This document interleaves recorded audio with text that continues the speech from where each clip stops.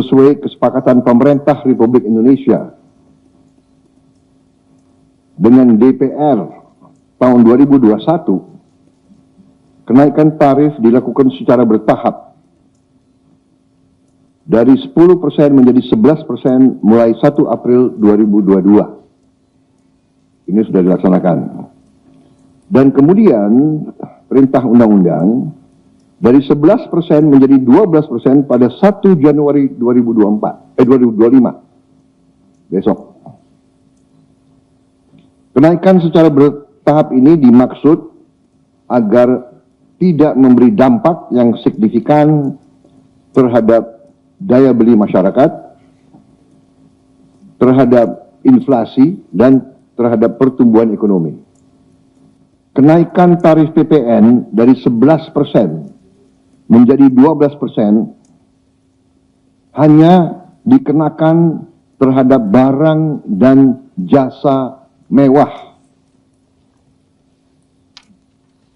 Ya, saya ulangi ya supaya jelas.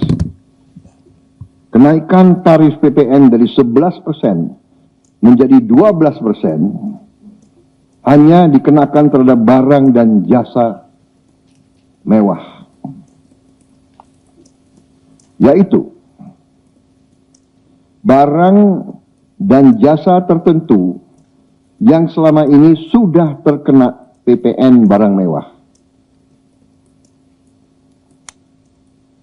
yang dikonsumsi oleh golongan masyarakat berada, masyarakat mampu. Contoh, pesawat jet pribadi itu tergolong barang mewah yang dimanfaatkan ataupun digunakan oleh masyarakat papan atas. Kemudian kapal pesiar, yacht, ya, motor yacht. Kemudian rumah yang sangat mewah, yang nilainya di atas golongan menengah. Artinya, untuk barang dan jasa yang selain tergolong barang-barang mewah, ya, tidak ada kenaikan PPN, yakni tetap sebesar yang berlaku sekarang, yang sudah berlaku dari sejak tahun 2022. Ya. Untuk barang dan jasa yang merupakan kebutuhan pokok masyarakat, yang selama ini diberi fasilitas pembebasan atau dikenakan tarif PPN 0%, masih tetap berlaku. Untuk barang dan jasa yang dibutuhkan oleh masyarakat banyak, yang tetap diberi pembebasan PPN, yaitu tarif 0%, antara lain kebutuhan pokok, beras, daging, ikan, telur, sayur, susu segar, jasa pendidikan, jasa kesehatan, jasa angkutan umum, rumah sederhana, air minum. Saudara-saudara, dengan ini saya kira bahwa pemerintah akan terus berupaya untuk menciptakan sistem perpajakan yang adil dan pro rakyat.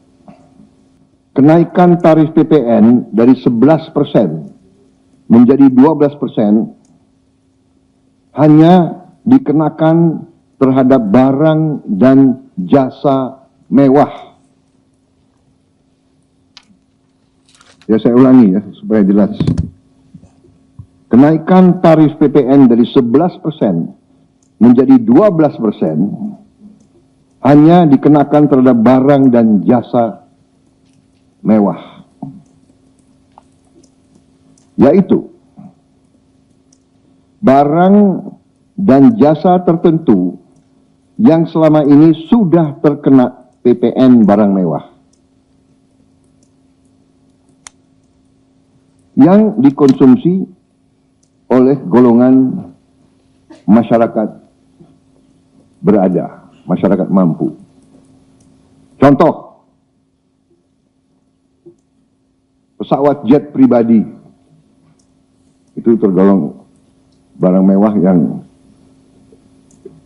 dimanfaatkan ataupun digunakan oleh masyarakat papan atas. Kemudian kapal pesiar, yacht, ya, motor yacht.